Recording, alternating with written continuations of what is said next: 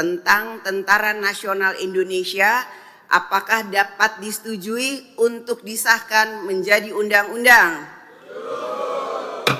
Terima kasih. DPR sahkan revisi UU Nomor 34 Tahun 2004 tentang TNI. Semua fraksi di DPR setuju.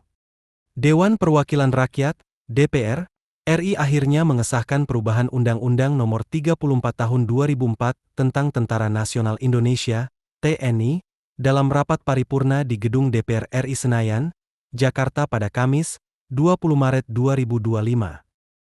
Sidang paripurna tersebut dipimpin sendiri oleh Ketua DPR RI yang juga Ketua DPP PDIP Bidang Politik Puan Maharani. Pengesahan revisi UU TNI dilakukan di tengah gelombang penolakan masyarakat yang mengkhawatirkan TNI akan semakin banyak yang menduduki jabatan sipil. Hal ini memunculkan kekhawatiran bahwa duifungsi ABRI akan berlaku kembali seperti zaman Orde Baru.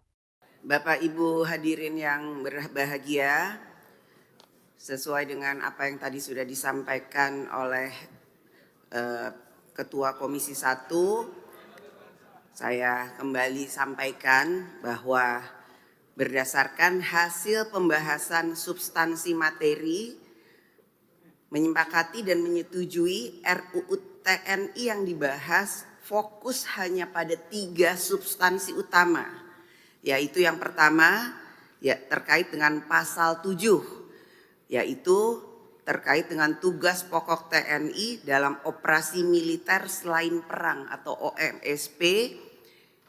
Pasal ini menambah cakupan tugas pokok TNI yang semula 14 tugas pokok menjadi 16 tugas pokok.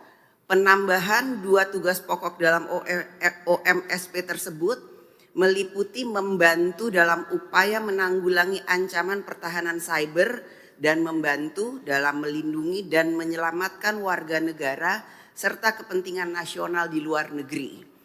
Kemudian pasal kedua yang dibahas adalah pasal 47 terkait dengan penempatan prajurit TNI pada kementerian dan lembaga.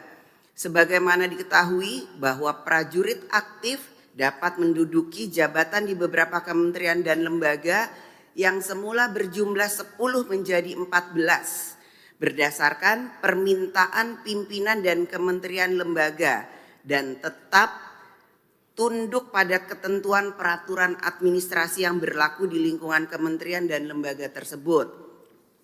Di luar penempatan pada 14 kementerian lembaga yang telah disebutkan, TNI dapat menduduki jabatan sipil lainnya setelah mengundurkan diri atau pensiun dari dinas aktif keprajuritan.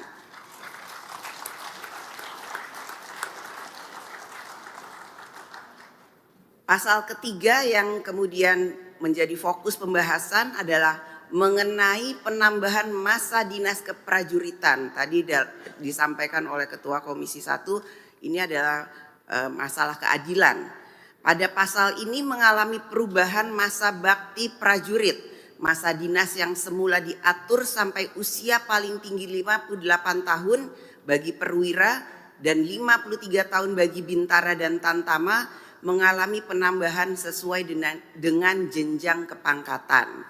Karenanya kami bersama pemerintah menegaskan bahwa perubahan Undang-Undang Nomor 34 Tahun 2004 tentang Tentara Nasional Indonesia tetap berlandaskan pada nilai dan prinsip demokrasi, supremasi sipil, hak asasi manusia, serta memenuhi ketentuan hukum nasional dan hukum internasional yang telah disahkan.